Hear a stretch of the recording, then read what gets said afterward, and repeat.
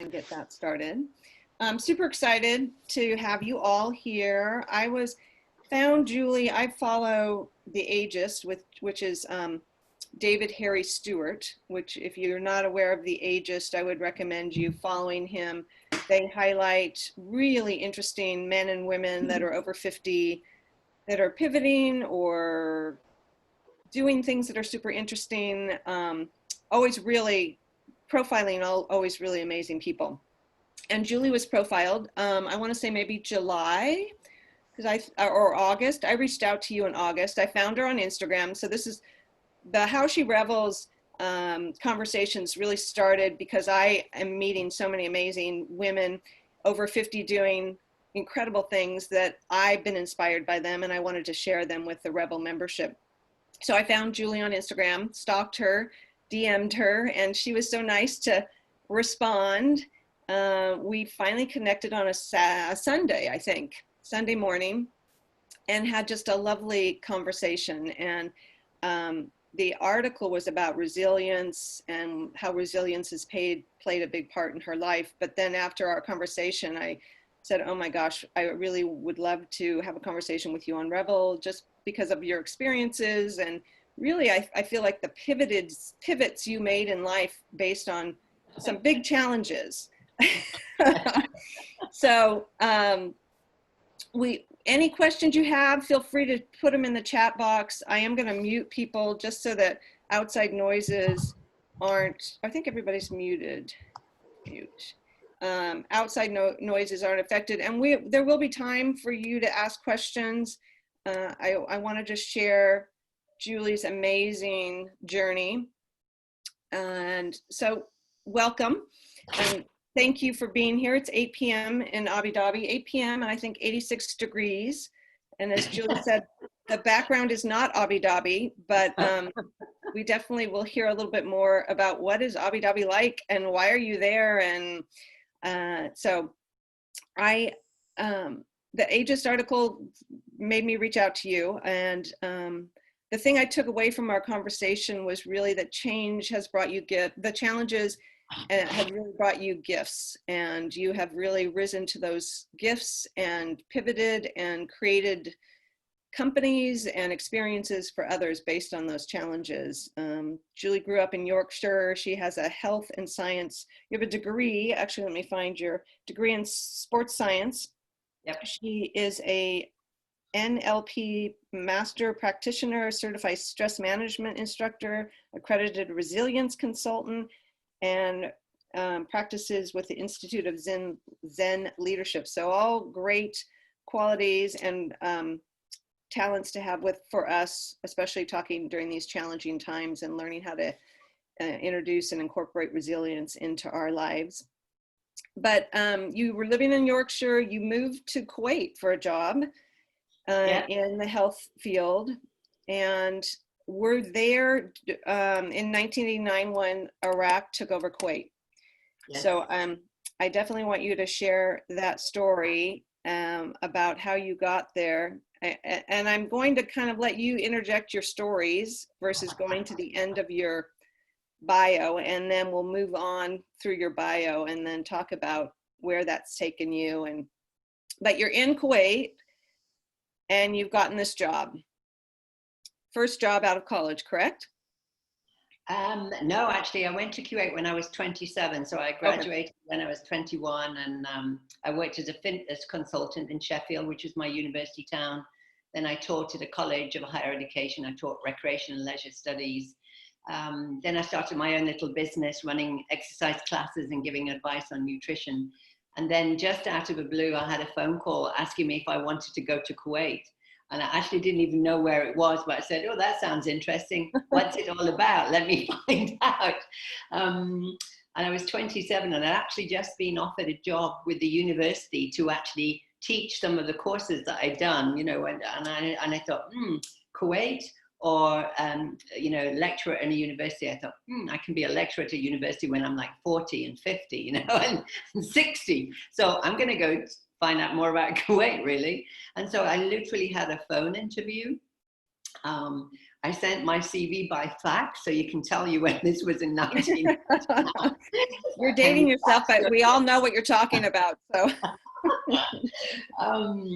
and then within days, I just had this call and said, we've got you a flight booked on this time. Please make sure you've had a medical, a chest x-ray, and you'll be met at the airport. And that was it. And I was like, whoa, I'm going to Kuwait. You know, I was actually the first female sports and recreation manager in Kuwait.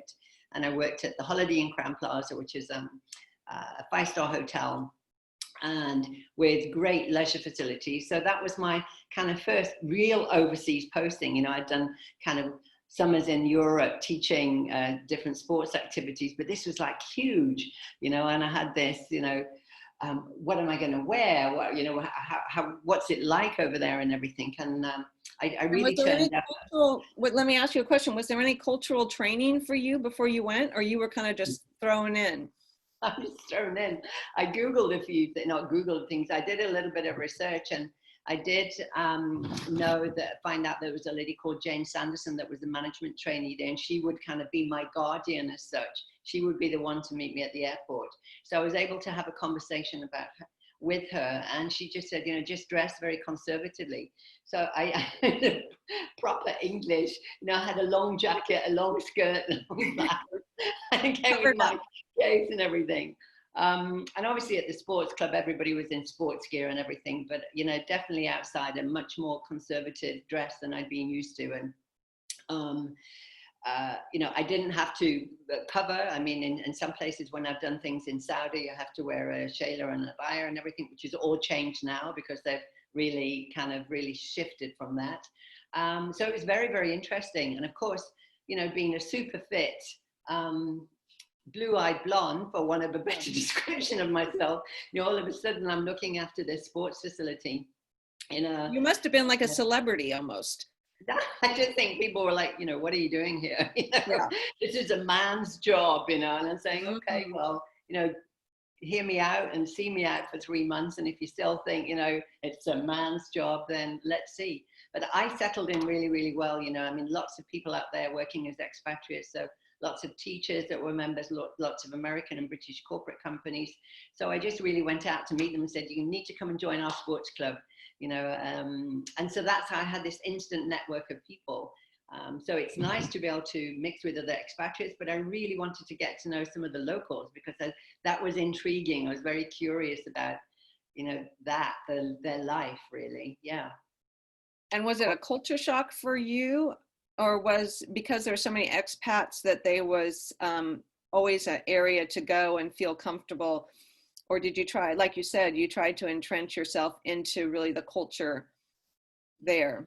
Yeah, I mean, I joined the British Business Council, the American Business Council, all these different networking groups, South African group, French group, and there was a cultural group, which was great. And at the hotel, we used to have different events. I think the biggest thing was really, you know, when I realized that when I was outside in the shopping malls and everything, to really dress conservatively at that particular time. It's very, very different now, but I certainly wasn't kind of wandering around in my spandex lycra gear, you know, which when I moved to Dubai, that was very, very acceptable. Whereas in Kuwait, I used to wear big hoodies and really baggy gear so that I actually looked more like a bloke than a woman, because otherwise I was getting a lot of attention, you know.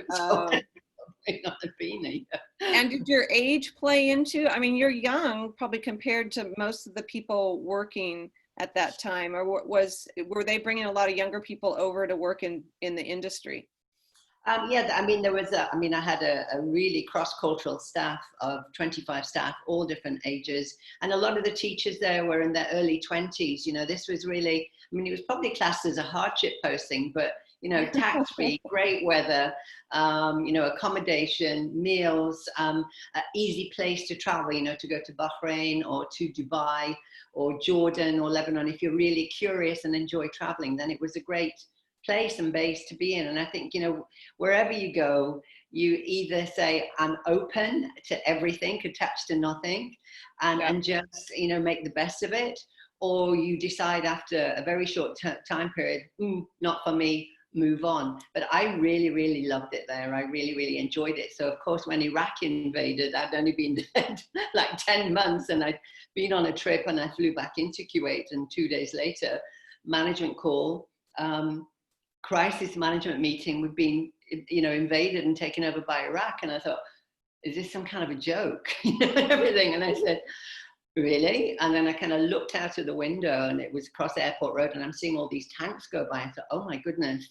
I Wow. said, I wanted some adventure. This is really an adventure. And of course I thought, let me phone my parents, and I picked up the phone, and all the international lines were down.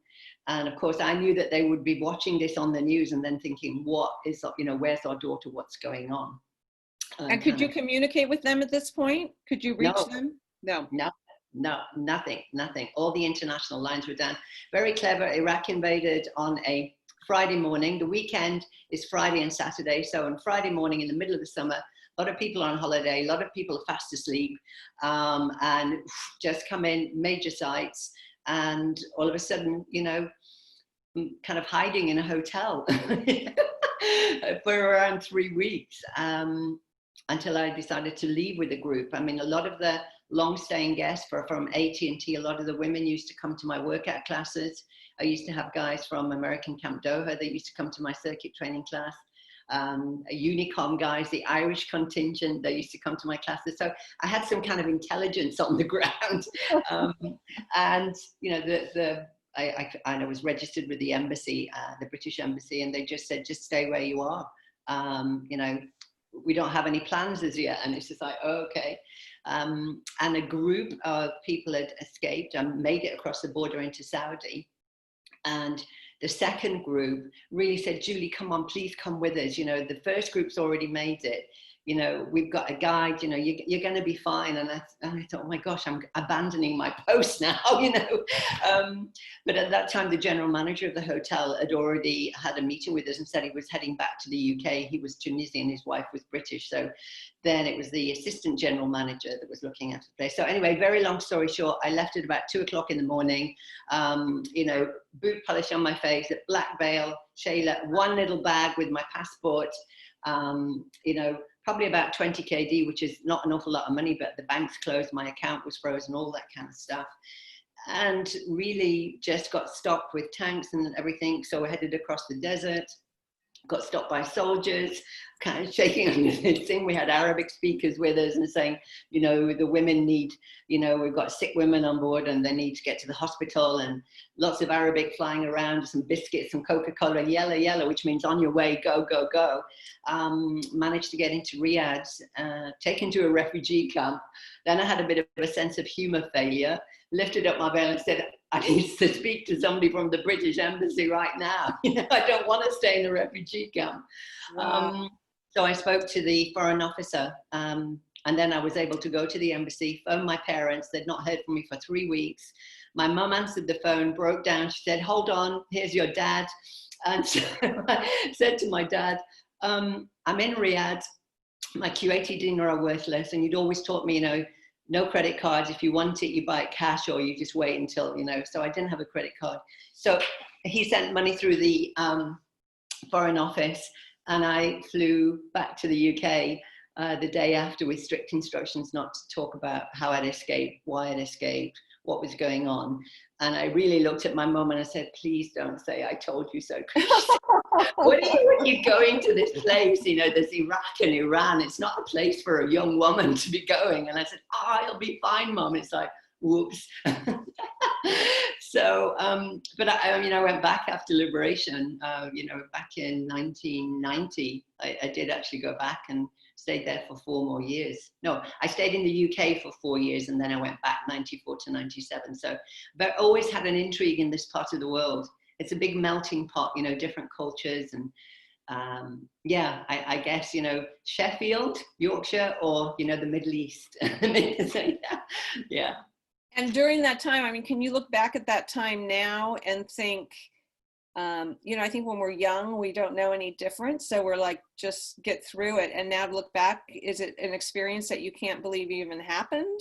Or oh my gosh, yeah.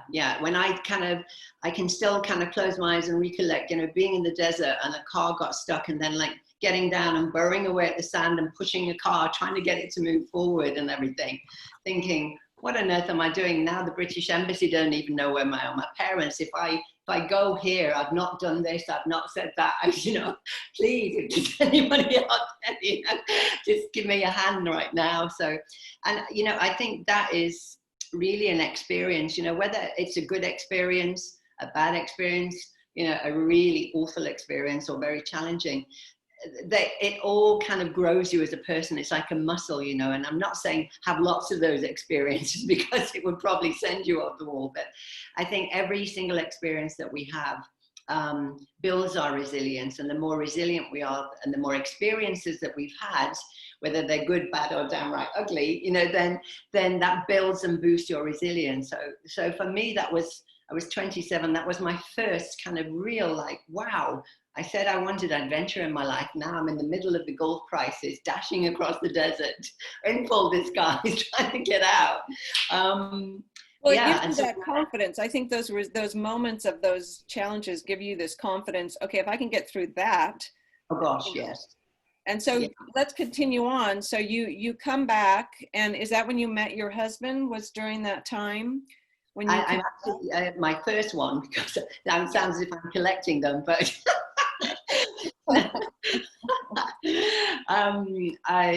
my husband was a professional squash player, and I actually met him in Kuwait, and so we actually escaped together as part of this group. And he was originally from Egypt and not lived in Egypt for probably about 15 years. So of course that was a huge kind of challenge for my parents. First of all, she's just gone through all of this, and she arrives back in England with an Egyptian squash player.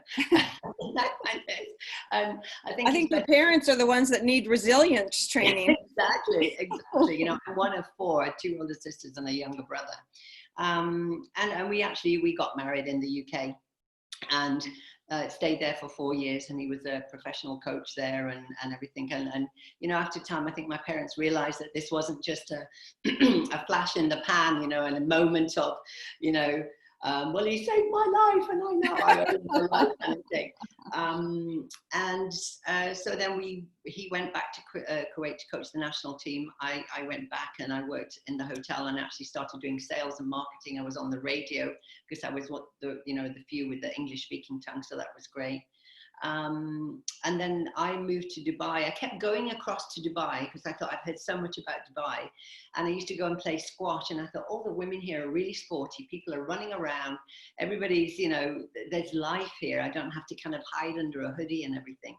So that was in 1997. I moved across to work in Dubai to manage a beach and sports resort with water sports, gorgeous, beautiful grounds and everything. And my husband at the time, saying at the time, because there's more, came and joined me kind of 4 months later because he was finishing off his coaching contract. And literally, Stephanie, he'd been in Dubai 9 weeks, and he collapsed with a heart aneurysm after a squash match. Bang, 41 years gone. And at that time I was 36. And it was really, that night I taught circuit training at the club that I was managing, and I was driving to the squash match to go and watch, and somebody had called, said, "Where are you?" And I said, "Oh, I'm about 5 minutes away." And I said, "Okay, I'll see you there." And I thought, that's strange, nobody usually calls me. And when I got there, there was an ambulance outside, and I was like driving, trying to get a car parking space. Finally parked up, and I said, "What's happened?" And they said, "Somebody's collapsed." And I never in a million years thought it was going to be Hakeem. And it was. And there you go, you had this out-of-body experience. You're there seeing 2 guys doing cardiac compression, and you think, that's Hakeem, and it was really, an incredible challenge and totally unexpected. And of course, then I had to be interviewed by the police, and they had to find out if there was any suspicious circumstances. I called the hotel personnel manager, and I said, "I can't come to work tomorrow. I've got this, my husband's just died, and she was great. She was a lovely Welsh lady, came to the club. I stayed with her that night. I phoned my parents. I said, "This is what's happened." and they flew out 2 days later. So gosh, yeah, I've had some kind of pretty horrific, challenging experiences in the Yeah. Middle East. Yeah. And so when people say, well, what are you still doing there then? But because I've had some really, really good experiences Yeah. in the Middle East as well. So I stayed in my job for a year, and then I decided to go walkabout, really. I was brushing my teeth one morning thinking, oh my gosh, I'm 37, I'm fit and healthy. What if I just go bang like that? I've never been to Australia. I've never done this. I've never done that. And one of my friends had moved to Australia, and she made the big mistake of saying, Julie, if you ever want to come and visit me, just let me know. So I went to Australia. I wandered around Australia for almost 3 months, yeah, and doing a lot of healing, really. I mean, to be able to kind of name some of the emotions, keep a journal, write them down. I feel sad, I want to feel happy, I feel empty, I want to feel full again. I feel lost, I want to find a direction and everything again. So it was a very, very good time a year later to actually give myself some time and space. And tears in a journey, that's what they say, isn't it? When something like that happens, there's tears in a journey, and the journey is either an inward journey of the, of looking inwards, or an outward. And it was really a combination of both, because I was in an environment where nobody knew me. So I didn't have to keep explaining everything. And I could just be in nature, really. And I think nature is a great healer in its own way. It's very transformational. And I was I remember I looked at my diary and saying, I'm in the Blue Mountains, and I'm not feeling so blue anymore, and it was really, I'm on Bondi Beach. And I'm realizing that, the ebb and flow of the ocean and the emotions and connection, and I'm alive. And, the greatest thing I can do is to kind of continue a legacy of living a full and fulfilling life. And because I'm not the only woman on the planet that's lost a husband. People lose husbands, lose kids, lose their job. There's lots and lots of things. So I think the minute that you kind of step out of it and look at it from a big picture, you realize that, what did I learn from this? Instead of why me and what am I going to do? It's like, what have I learned from this? How would I like to move forward? What do I love to do? What's going to bring me joy again? And that traveling around made me realize that my joy was in traveling and exploring new cultures, connecting with new cultures, and challenging myself. And so that really was a natural progression from 18 years in health and fitness and managing sports things to going off. And I climbed my first mountain when I was 40. Most people said, what do you want to climb a mountain for? We've got this big party for you. We've got, a limo and champagne. I said, forget that. I can have that when I come back. I've set this, task that I want to go and climb a mountain. And I'd been on an educational trip to Malaysia and seen a mountain called Kota Kinabalu. I'm not sure if any of you have been to Malaysia. And literally, it was just calling me. I mean, I heard it saying, Julie, come to me. And I asked the guide, how long does it take to climb that mountain? What's the best time to come? What's the altitude and everything? And he said, April's a good time. It's 4,095 meters. Takes 3 days. You start, you get to a base, a camp at 3,000. You go up to the summit, come back down. You can come all the way down. And I thought, April, my 40th birthday is next April 2002. And what's interesting, everyone, that year was classified as designated as the International Year of the Mountain. Oh wow. That's another sign, if there is one. It's amazing when things start like falling into place that you're not even aware of. You're really found your path you're supposed to be on. So exactly. And I came back, I started training in the gym with a backpack on, and people are saying, what are you training for? I said, I'm going to go and climb a mountain on my 40th birthday. One of the people that asked me was a journalist. She said, can I write a story about you? This British expat, going to be 40, he's going to go and climb a mountain. So there was a story in the Gulf News. And then, of course, I had women calling me saying, I'm 40 or I'm going to be 50. I want to come with you. And, and everything. So that was actually my first I managed to cajole 6 people to come with me. And really on top of that mountain, I think I related the story. I was on top of the mountain, that famous pose of just like, oh my gosh, I feel so alive. I feel so strong. I feel so elated. And people are singing happy birthday to me. I am looking out over the South China Sea. and I'm kind of reaching out because I know that there's something else out there. You know, it's like that touching the void or beyond the summit. Is it my higher self? Is it what is it? But there's something else there. You know, there's another force that was just like all the way through my body. I literally ran down that mountain. I said, I am going to start my business. It's going to be called Mountain High. And I'm going to take as many people as possible to the mountains, the forests, and the oceans, and the deserts, and the river. I had no idea how I was going to do it, but that really was that epiphany back in 2002. Yeah. And you've led over 60 plus expeditions in 20 countries, including the Arctic and Antarctica. And multinational teams of men and women. So I know COVID has kind of put a halt on those trips. Yeah. Yeah. But can you tell us about the most memorable or people, maybe somebody that you took on your trip that just had this? I know your trips are really for people to push themselves out of their comfort zone, and any stories you can share about those experiences over the 20 years? Sure, yeah. Well, after the 2002 time, it took me a year to have the courage, or the lady balls, as sometimes people call it, to leave the security of my full-time job and start Mountain High. And in 2003, took a team of 18 women to Everest Base Camp in Nepal, and we raised around $80,000 for a mobile breast screening unit.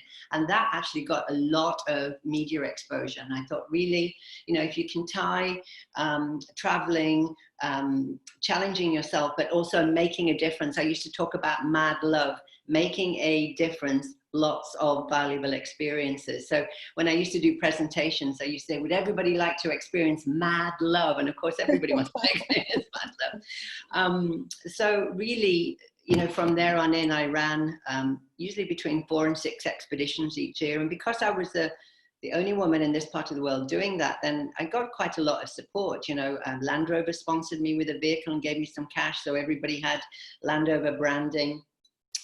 Because of my sports background, I could train people. And when people said, I want to do this trip, then we could train together. So we're already. Can you talk a little bit about the training? What kind of training do people have to go through?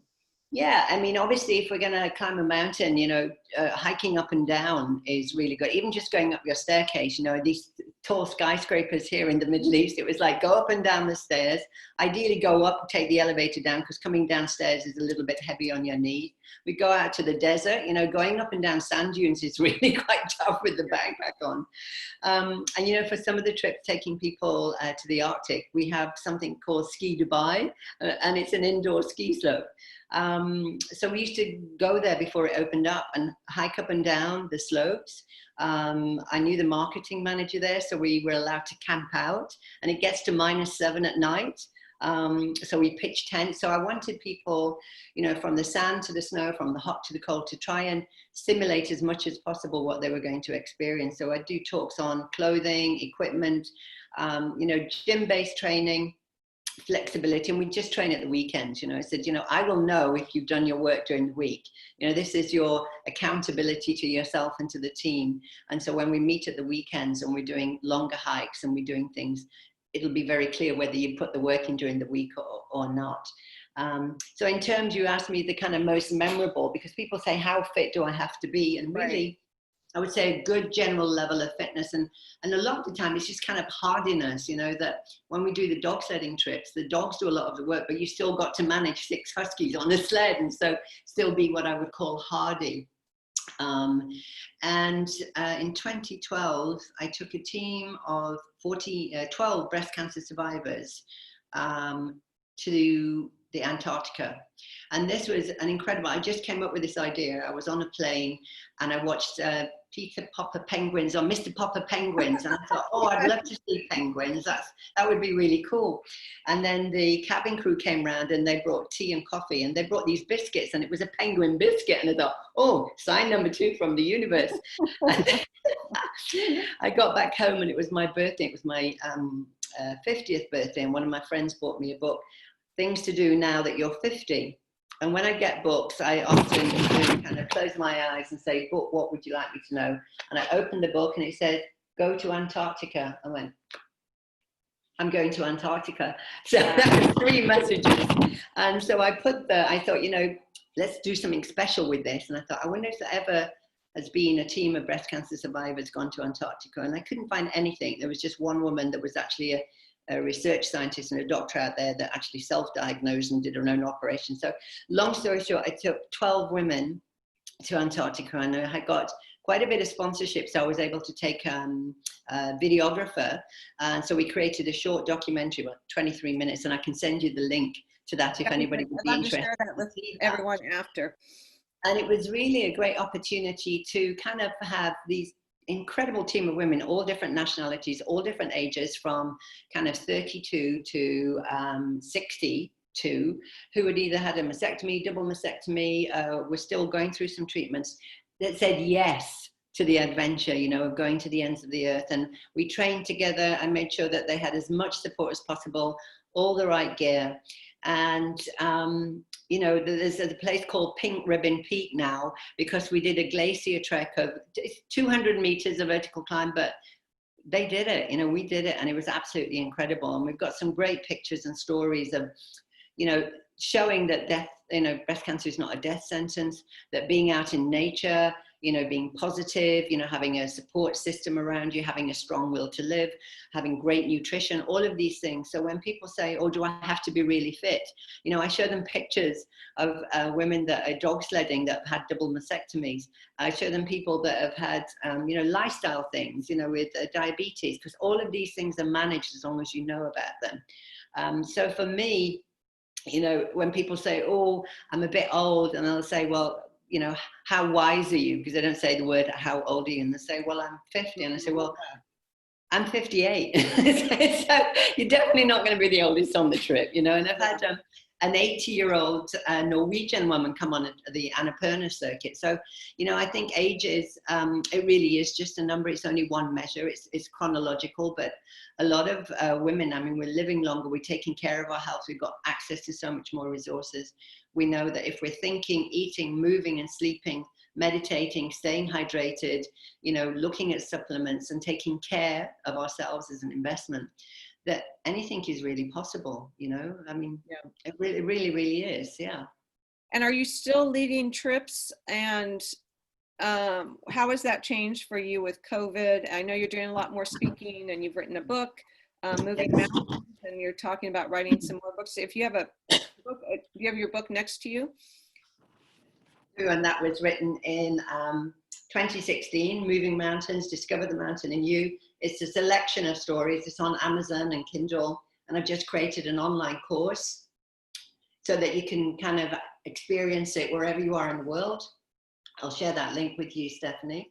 And it's a collection of stories and insights about people accessing their inner mountain and climbing mountains metaphorically and in real life, you know, whether it's being in business, relationships, finance. So it's really about joy, courage, confidence, resilience. And obviously this was published in 2016, so it's time to do another one. Yeah. And the next one will be all about water. And the power of the story, to see someone else that you see yourself in is so powerful, because we all think we're living solo or singular, but then you hear, oh, that experience sounds like my experience, and what did she do? And it gives you that courage to think about the possibilities versus the limitations. So I love that it's stories. Yeah, I mean, when people look at pictures or come to presentations and they say, well, you know, I can do that, if, you know, because we're all shapes and sizes, all nationalities, all ages. And I think that gives people inspiration and support, thinking, well, if they can do that, then I can do that too. And I think by training together as a team, and, you know, having a mission, another mission, then it's really super powerful. I did manage to run one expedition this year, and that was chasing the Northern Lights. So I had 8 clients. And when I tell people, I go, are you serious? We were on a cruise ship in March, going up the Norwegian coastline, chasing the Northern Lights. Thankfully, we saw them on the last night, but 2 days before the last night, we had a captain's briefing saying, you know, Norwegian regulations now, the strictest they've been in peacetime, no more buffets, no spas, no more getting on and off the ship, etc. But we were very fortunate, you know, we got off, we spent one night in a snow hotel, My best buddy's Norwegian. She phoned me. She said, I'm listening to the Prime Minister. The airport's going to close in Oslo on Monday. And this was on Saturday night. So we all flew from this place about 5 kilometers from the Russian border back to Oslo and back. One of my clients wasn't able to go back to work unless she had a COVID test. I said, you must let me know what the outcome is. She was all clear. I kind of self-isolated for 2 weeks. And everybody was good. And I said, so we've been to Norway, we've chased the lights, we've seen the lights, we've been on a cruise ship, we come back, we're all COVID free, and now we're in lockdown. You know, in the UAE, then now we're in lockdown.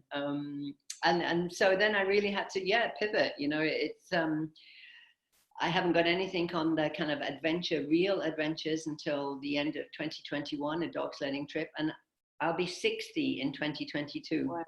So my advanced planning mind is thinking, okay, the world will be in a healthier, different place by then. So I've already put Team Antarctica 2022. It's my 60th birthday. If it's a special year for you and you would like to go to the ends of the earth, let me know. So I really plan for 2022 to be a year of adventures, of things that I haven't done before with amazing people from all around the world. So that's the plan. So yes, I've pivoted. I've done lots of speaking, running programs, creating online content. I flipped from in-person to virtual. So, you know, one of my signature strengths is love of learning, and boy, oh boy, have I used that, you know, from Microsoft Teams, Zoom, lots of different technology. So it's quite amazing. Yeah. Yeah. That's what you do, adapt or die. I have a couple of questions for you. Antarctica, let's just touch on that before we move on. Any travel company, somebody had a trip planned, Diane had a trip planned to Antarctica this year, in fact. Yes. Here she is. And so any recommendations for travel companies, ships you were on, or any advice? Yep, I used an organization that out of the Netherlands, and they've won various awards for polar expeditions. They're called Ocean-wide Expeditions, and they're based in the Netherlands. And I've used them twice for my trips to Antarctica. So I took a mixed team in 2015. I know because I had cabins blocked for this year that they've cancelled all of their Antarctica expeditions this year. And the season normally starts from kind of November through until February. They're in the southern hemisphere. So, you know, it's, and they normally sail from Ushuaia, the tip of Argentina, across the Drake's Passage and along the peninsula. I like them because it's called a multi-activity floating base camp. So you get on and off every day. So you do snowshoeing, kayaking, shore camping, research station visits. You can go mountaineering if you like, zodiac cruising. So it's not sitting on a boat looking out and saying, oh, there's some penguins. It's really very, very active. And then they have lectures every evening, you know, about different types of wildlife. And it sleeps 114 passengers. So I tend to go with the smaller expedition ships that can go into different places, not these kind of 3,000 sleeper, big, huge things, really. I kind of, usually my groups are between 12 and 16 people maximum. That's enough for good group dynamics. Any more than that, it becomes too much. You know, I like to get really personal and get to know people and spend time with people and have nice group dynamics. And of course, you meet some incredible people on those trips anyway. Yeah. Yeah. And are your trips, are they from all over the world that are finding you, and they're repeat people, or do you, what's the makeup usually?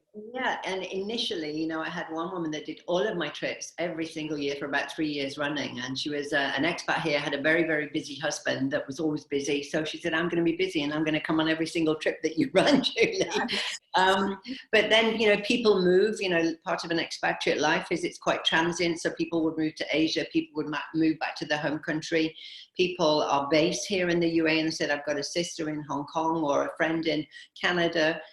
So usually people come from around the globe, and obviously, you know, I can Skype and Zoom people to have a conversation with them, ask them about their training, you know, hang up a jacket saying this is the kind of jacket you need and these are the kind of socks you need. And there's a lot of way that we can kind of correspond.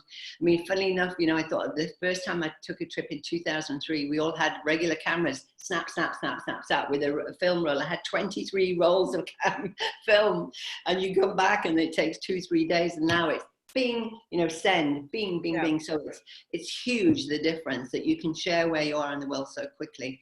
So it's very much a combination of people that have done previous trips, and then they tell all their friends or are going to do a presentation to a group. At the American Women's Network, I did a presentation, and then they said, can you organize a trip just for us? So I can make it exclusive for one group, or people just want to mix in. And, in the early days, it was women only. And then a lot of guys were saying, well, whatever you're doing, my wife has come back a different woman. I want some of that. So then I opened it up to kind of anybody who wants to come.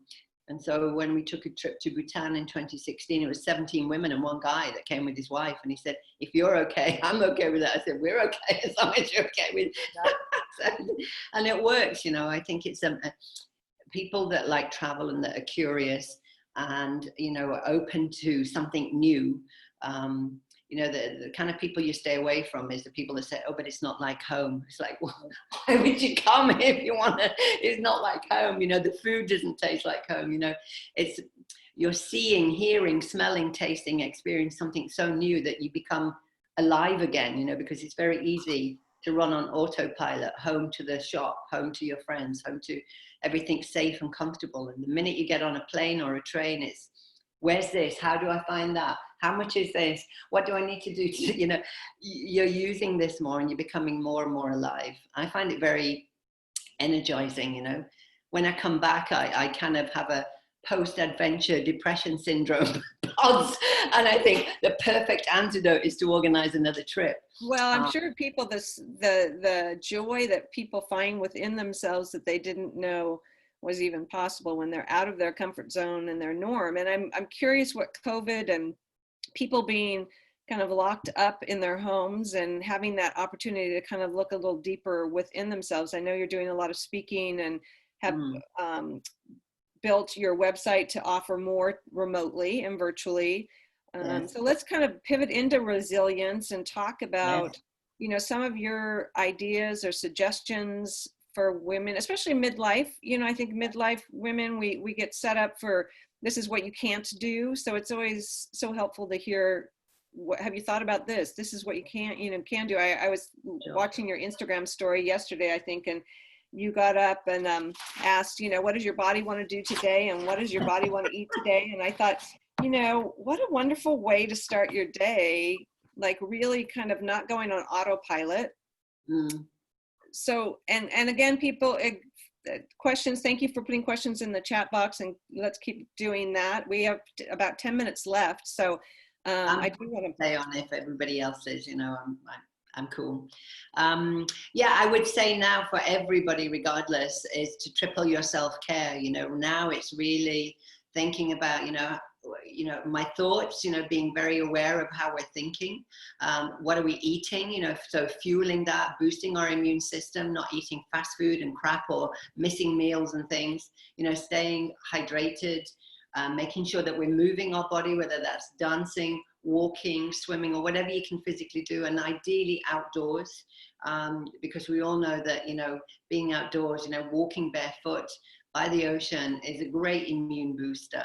And in the UAE, you can exercise. In fact, they actually had a pink run last week, and they obviously staged it with 2 meters apart and 4 runners and off you go kind of thing. So people are doing events here. In fact, there's a fitness challenge that starts at the end of October for 30 days, that you exercise every day. So I think exercise is really important.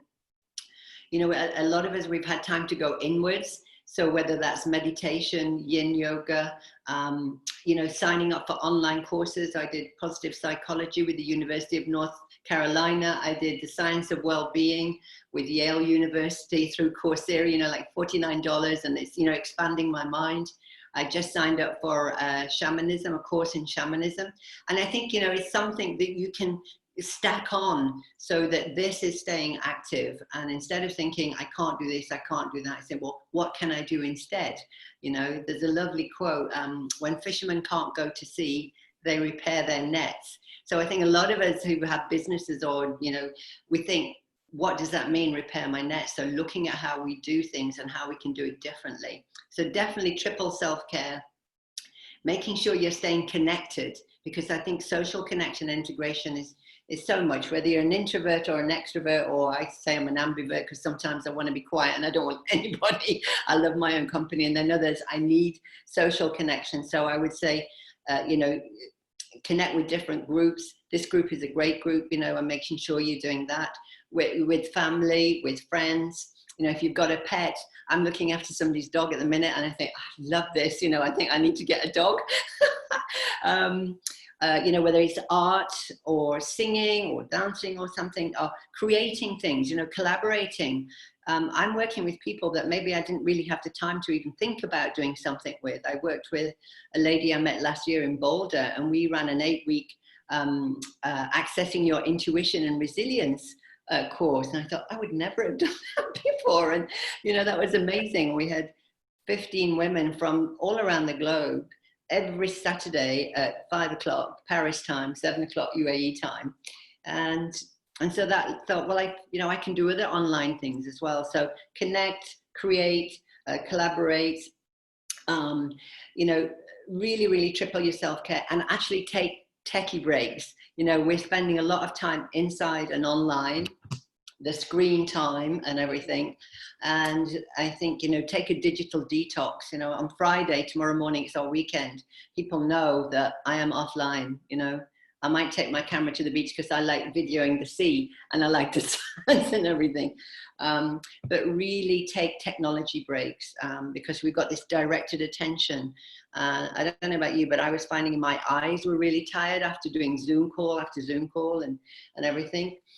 So taking technology breaks. You know, sitting, you know, I've got a high chair. So when I'm presenting, sometimes, most of the time I'm standing, but then I might sit on my chair, but I'm making sure I'm getting up and moving. So yeah, learning new skills, connecting with people, tripling your self-care, digital detoxes, and reading lots of books. I mean, I'm finding that I'm listening to music and I'm watching things.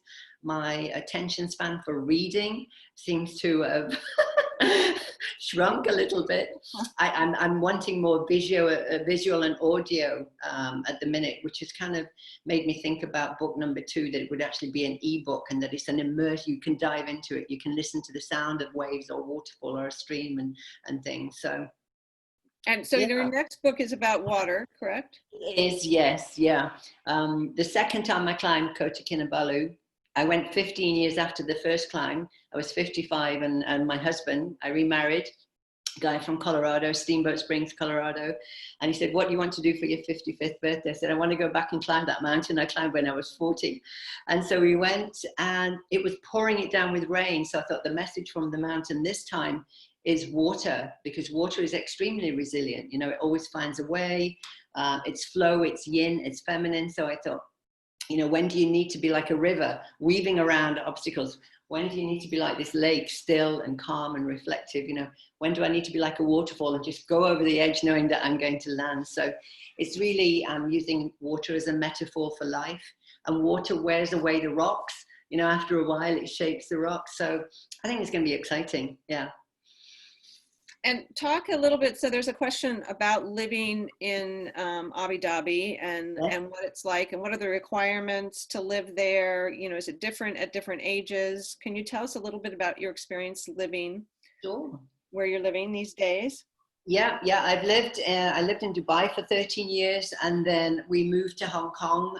In 2008, there was a bit of a downturn, and a lot of people moved to Asia. You know, that's how it goes. You're in the Middle East or Asia, and you flip between the two. So I lived in Hong Kong for 2 years. It was very easy. I set up Mountain High Asia in about 20 minutes. It cost me the equivalent of about $120. I couldn't believe how easy it was. And I kept coming back and forth to Dubai.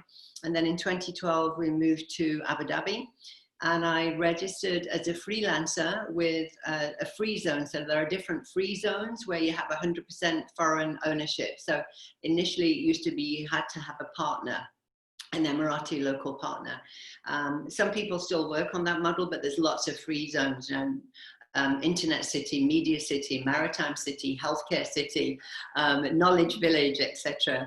So for the last 8 years, I've had a freelancer license as a consultant, and I found it very, very easy. And there's a lot around empowering women, in all different industry sectors. So I've not found it to be a disadvantage at all. It's very much, when people come here, they're quite surprised because they say, well, it's just like a regular city, you know. I mean, Dubai is a bit of a really cosmopolitan city.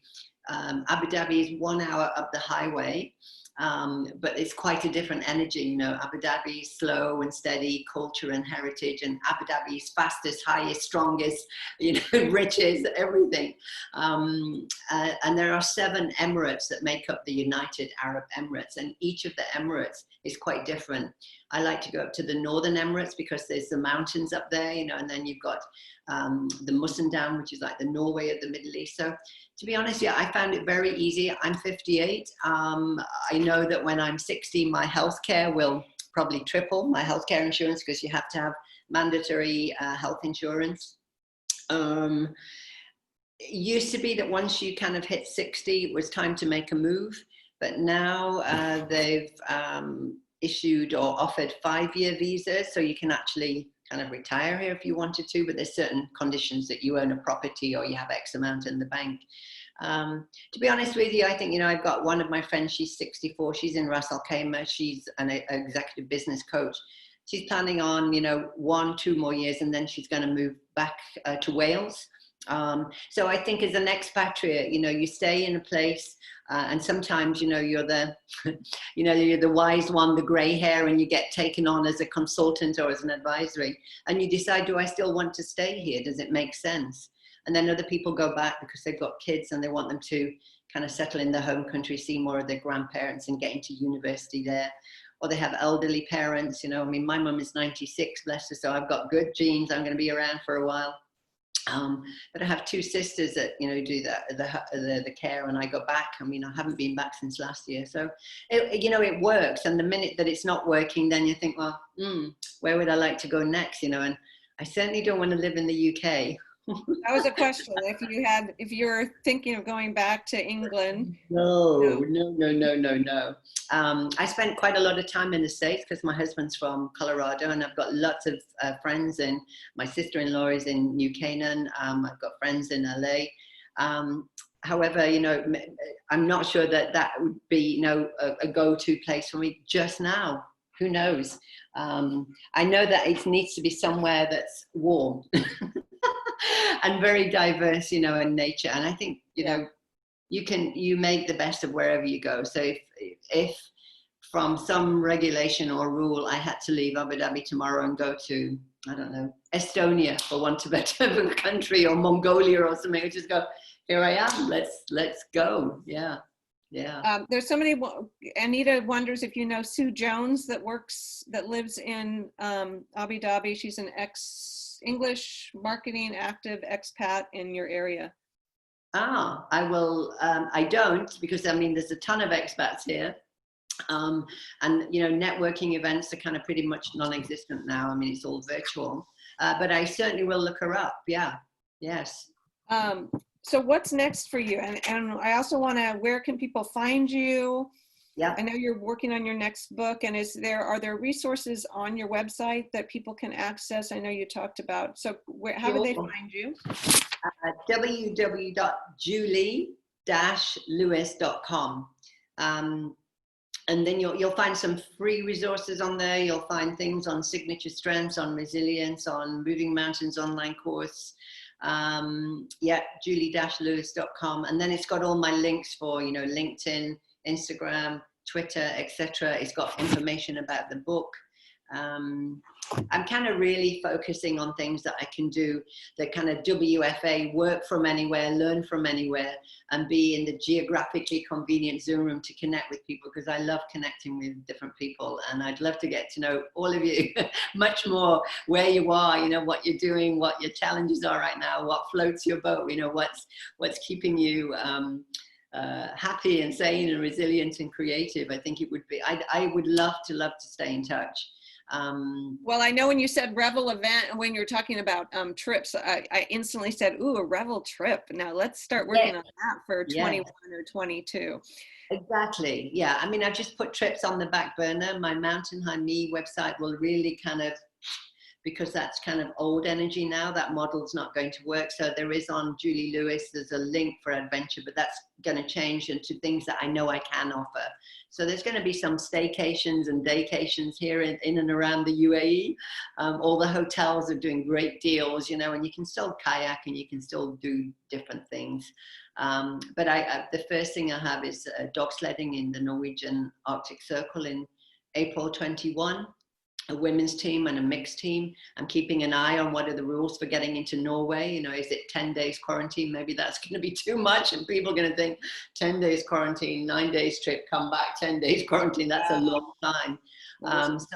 So let's see, you know, I am setting the intention, and if it means we have to flip it into 2022, so be it. You know, I mean, it's some things we can control and others are totally out of our control. Yes. Yeah. I was going to say, do you have a motto or a life? You know, my motto is like, everything always works out. Like, try not to sweat the small stuff. But I mean, what is your motto on life? I know you wake up positive and you go to bed positive, so that's a big part of how you live your life, I know. And I must say, I have my moments too. You know, I'm not in nirvana. I have my days where I'm grumpy and everything. So, you know, when I studied positive psychology, it's not about, oh, everything's great, everything. It's really, today I feel X, Y, Z. So I'm going to name it and tame it and say, I feel like this. How would I like to feel instead? How do I flip from that? What brings me joy? How can I have fun? Who do I need to call? You know, and ask myself, what do I need right now? Do I need a hug? Do I need a good laugh? Do I need a good cry? Do I need a power nap? Do I need some dark chocolate? Do I need a gin and tonic? Don't we all? And that's the kind of self-compassion. And I think, you know, this is kind of a bit of a ride. You know, I mean, one of my other resilient tips is, you know, be aware of the news, but please don't be consumed by it, because it's very easy to go down into this spiral. So, you know, I'm aware of things that I need to be aware of, you know, like no more than 3 people in a car and you have to wear a mask, or various other things. And but do I get het up with the numbers, or, you know, death and things like that? You know, I'd like to create a station. And now for the good news, you know, all of the recoveries, all the wonderful things that are still happening all around the world. So, yeah, my motto, you know, when I talk about resilience and optimism, I'm a speaker at this MENA Retail Congress, you know, because the retail industry here, as everywhere else, it's really, you know, Dubai is known for shopping. You know, there's a lovely quote from this, the Best Exotic Marigold Hotel. I'm not sure if you're familiar with that. Yeah, and the quote is, everything will be all right in the end. And if it's not all right, it's not the end. And so it's definitely not the end, you know. I mean, everything's a mess and everything, you know, but it'll be all right in the end. So I think, you know, the eternal optimist. I do like Eastern philosophy, and Lao Tzu is one of my favorites. You know, if somebody said, who would you like to have dinner with? That was one of my questions, so go for it. Would be, you know, the Eastern philosophy, because it's wisdom from thousands and thousands of years ago that is very, very relevant now. And probably one of the quotes that I love, because I love nature and outdoors, is stand like mountain, flow like water. And it's, you know, there are times when we need to stand strong like a mountain, be really grounded and weather the storms, and we're resilient. And then there are other times we just need to say, I've given this one to the universe, and you let things flow like water. You like that river weaving around obstacles, and you go with the flow instead of saying, no, it's always been this way, it has to be this way. So certainly flexibility now, you know, saying, you know, goodbye to the old. A lovely quote by Paulo Coelho: when you're brave enough to say goodbye, life will send you some new hellos. And I think many of us are saying goodbye to the ways that we used to do our business, the way that we used to run our business. Some people have let go of relationships. They realize that, you know, this is not suiting me. I love my husband, I love my kids, but I'm 24/7. I'm homeschooling, I'm working from home. I'm, you know, this is too much, you know, and they need to go on a, you know, a me break kind of thing. So there's either going to be lots of babies around or lots of divorces, who knows, let's see. But I think, you know, a lot of people are really finding more about themselves. Their self-awareness is really essential. What brings me joy? What's important? What's not important? What do I need right now? How can I gift myself that?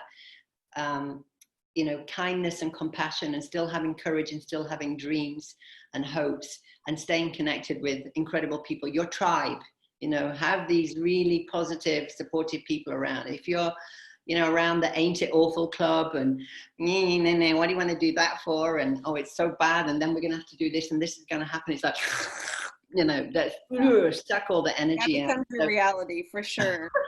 Yes, Well, unfortunately, we have to wrap this up. But I do have to say, Diane, I want to give you this feedback from Diane. You're very inspirational, Julie. I wanted to tell you I was on the initial surge from Saudi Arabia into Kuwait and Iraq for the liberation. I flew the USAF tanker planes, and since there was no base for us to stay, we lived with expats. Also was in Dubai or Abu Dhabi. Perhaps we crossed paths. Diane Boy. Oh, hi, Diane. Yeah, I mean, I would like to think that, You you can know, unmute yourselves if you like. yes, yeah. And really, you are welcome wherever I'm in this part of the world. Please come visit. I know it's not quite so easy these days. And whereabouts is everybody in the States? You want to just do kind of like a round robin where you are in the world? I think a lot of us, and sorry, that was supposed to, I was going to just send that to Julie real quick because she said she was going to stay on. So I was kind of waiting. Oh, to sorry. Well, I wanted to share it. I love that, you know, these little connections that we don't realize we're going to have are so beautiful. And like Julie, I think you really pay attention to what the universe gives you. And so I love hearing that kind of connection. Go ahead, Diane. Yeah, no, it was just, I really love listening to it because I'm 59, you're 58. So I was that age and there, and I thought, wow, that doesn't happen too often because like you said, there weren't many women there. I could count them on one hand. Yes. So yeah, thank you. You were really inspirational. And I think most of us are from California. I'm from the East Bay, San Francisco, well, over in Pleasanton. Yeah, I'm not sure if is anybody outside of California on the call today? I don't think so, but we recorded, so we share it with the whole membership. We're over 2,000 members now. So, and I watched your TEDx talk this morning, Julie. So Julie has some really wonderful speaking that she's done. So if you want to hear more about what Julie's spoken about, or and she also has some of her trips. There was one that was up. I'm not sure if there's more. But I will send a post email to everybody with all her connections, and I'll send the link for the documentary. Yes. So, yeah. And anybody else have any feedback, or happy to stay on a few more minutes.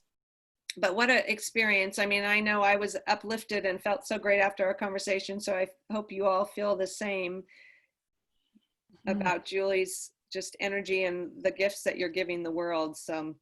You know, what's just kind of come into my mind is when Diane, thank you so much, saying you're so inspirational. When you recognize something in somebody, that means it's actually within you. And there's a lovely Mayan expression that is in Lakesh, I am another you. So we're all mirrors of each other. And sometimes it's something that's dormant or latent. And so to recognize something in somebody means that it's actually within you, and sometimes it's sleeping. And then, you know, you get a little reminder to wake up, you know, and I think we've all had wake up calls along our journey, you know, we're kind of falling asleep at the wheel and then all of a sudden, boom, you know, financial crisis, a health crisis, relationship breakup, or, you know, boom, we were in a trance and we've hit another car in front of us or something. You know, these are wake-up calls, you know, to give us an awakened sense of self. And I think that is really, really what I'm seeing in a lot of people, you know, a real sense of awakening and enlightenment, and really to focus on the light and be the light and be human sunshine for each other. Yes, that's really, really important. Yeah. I think Julie's been described as human sunshine, and I think you can see why. And do follow her on Instagram, because she, yesterday when you were doing your little dances, and it just makes me happy and think, you know, it's how you move through life is what you get back. So sometimes when we're feeling not so great, to just kind of put on that happy face, go out in nature always is a great suggestion. Yeah. So thank you so much for being here and sharing your story, and letting us hear your journeys. It's so inspiring, and I'll just give us the permission to think differently and think about the possibilities of what we're capable of doing is always inspiring. So yeah, Lots of love and joy. Virtual hug from Abu Dhabi. Yes. And enjoy your weekend. We still have one more day to get through, or two more, right? But it's now almost 10 o'clock there. No, it's 9:08. 9:08. Yeah, so it's okay. It's not a school night anymore. You know, now it's like, it's a weekend tomorrow. Woo. I can write in. Thank you all for being on the call, and it was so great to see you, Julie. And we'll be in touch, and we'll figure out some other things to do together. Super. All right. Stay happy, stay healthy, and resilient. Bye bye.